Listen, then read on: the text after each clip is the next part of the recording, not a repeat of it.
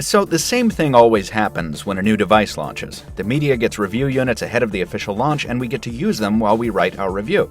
Then the press embargo lifts, every outlet posts their reviews and videos at the same time, writers and commenters go back and forth, and it's a huge frenzy of opinion and buzz for about a day, and then it all goes away. Sure, there's some follow-up coverage, but after that initial blast, almost no one revisits the device to see how well it's aged, because we're all on to the next big thing already. So let's do something about it.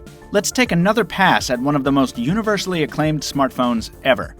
I'm Michael Fisher, this is Pocket Now, this is the HTC One, and this is episode 21 of After the Buzz.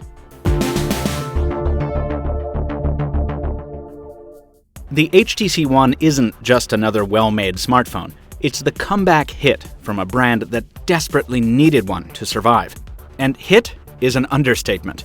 The One was lauded by many as the most beautiful Android phone ever when it launched, and it received some of the highest scores we've ever given a smartphone in Pocket Now's initial review period.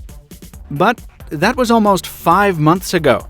With America's largest carrier, Verizon Wireless, just now preparing to release its own version of HTC's comeback hit, the question, is it still worth buying, is an important one.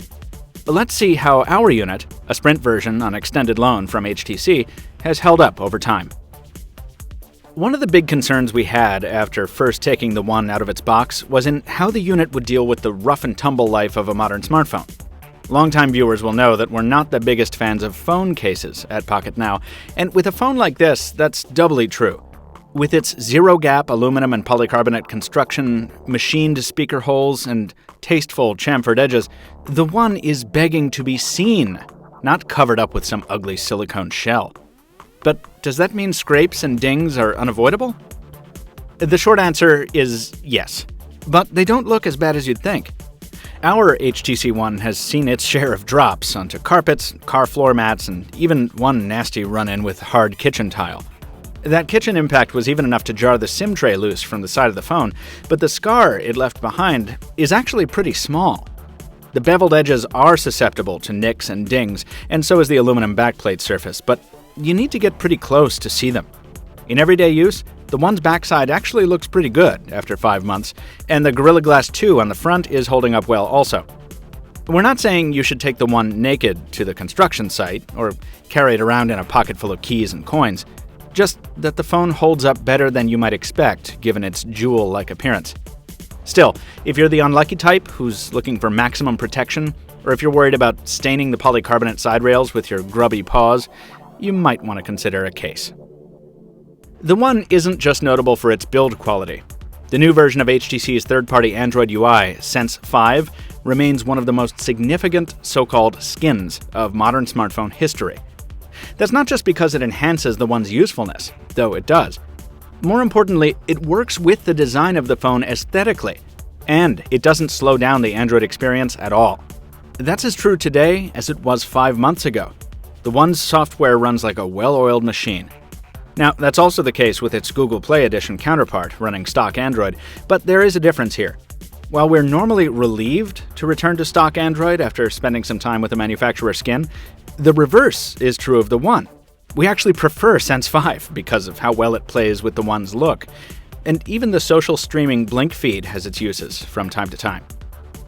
Sense definitely slows down the Android update process, though. We're still running 4.1.2 on our Sprint unit, and we wish HTC would build in some no-brainer enhancements like system toggles in the notification tray. That said, the One is a solid example of what happens when you put enough time and effort into building great software. And as such, we're more willing to wait for improvements on Sense than we would be with other third-party UIs. Relationships with phones are a lot like relationships with people. As time goes on, the annoyances stack up as quickly as the upsides. On the HTC One, the biggest irritations in normal usage come primarily in terms of battery life and heat. Now, under normal conditions, the One does not have poor endurance at all. But start putting a load on the phone, and its staying power plummets. That's the case with most smartphones, of course, but with the aluminum One, you really feel the heat the Snapdragon 600 is pumping out as it spools up to keep pace. It's almost like you can feel the power seeping out of the metal, and it's a frustrating reminder that you can't swap out the battery, Our original advice stands. Carry a power pack with this phone if you're a heavy user. We just wish the solution to the fixed memory capacity was as simple. We've used about half our available 32 gigs of storage at this point, so you'll probably need to use a cloud solution of some kind if you take a lot of photos and videos, and you opt for anything less than the 64 gig edition of the One. The last few years have seen the importance of smartphone camera performance skyrocket, and 2013 is no exception. Since the HTC One's release, Samsung's Galaxy S4 powerhouse has debuted with a very customizable 13-megapixel shooter. Nokia has brought its PureView technology to the masses with the 41-megapixel Lumia 1020, and LG has announced an optically stabilized 13-megapixel camera in its forthcoming G2.